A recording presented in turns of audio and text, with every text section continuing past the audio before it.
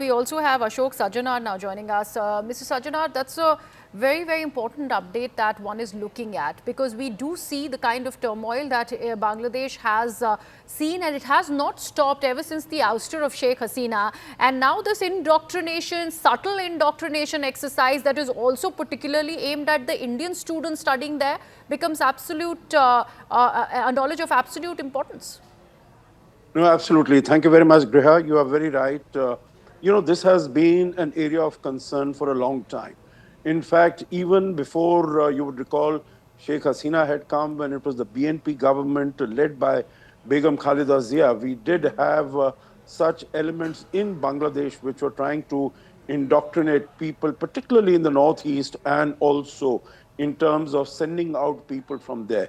So right now, of course, we know that ever since Mohammed Yunus came to head the interim administration there in August last year, we have seen that the anti-India stance has been growing more and more severe and more intense. And we had known that the growing proximity to Pakistan, we've had visits of Pakistan army delegations, ISI delegations. They have traveled to the north of the country. So I think it was just a matter of time, because when we talk about Lashkar, Jaish, Hizbul, etc., these are entities, these are instruments that have been put in place by the Pakistan army, by the Pakistan intelligence agency, basically to act against India. And so far, they had been doing it only from the Western Front, because eastern part was not available, except possibly, during from the Rohingyas, the Arakan Revolutionary Salvation Army. From there, they had been trying to do something of this nature. But now in Bangladesh, what you have been saying, what your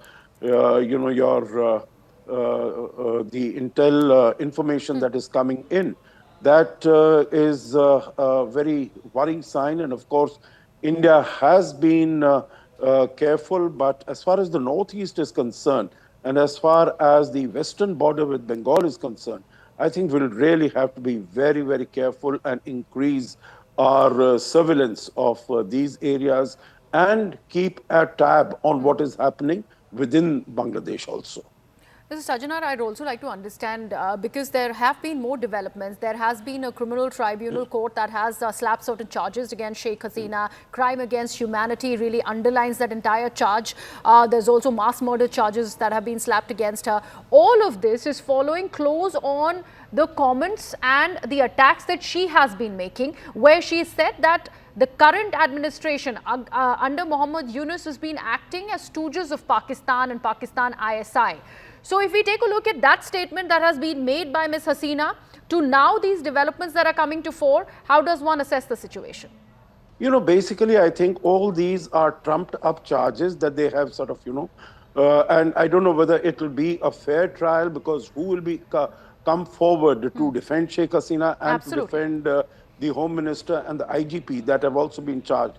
I think that's a moot point. But you look at developments that have been taking place in Bangladesh, Griha, from 5th August last year, one after the other, it has been anti-Sheikh Hasina, decisions that have been taken, and anti-India decisions that have been taken at every level, whether reaching out to Pakistan, whether reaching out to China on the global front, whether in terms of even permitting the US to come in and establish some sort of a presence there, or domestically, as far as the Jamaat-e-Islami is concerned, first removed the ban on that, and then very recently for the Supreme Court to tell the Election Commission that they are they can also participate in elections. So I think each and every, even in the economic field, which really is, they are shooting themselves in the foot by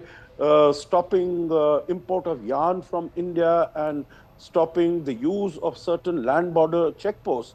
So I think they are hurting themselves. But I think with this, what Mohammed Yunus also wants to do is he wants to give the message that I need to stay in power, I need to stay in authority till this whole issue of Sheikh Hasina is resolved.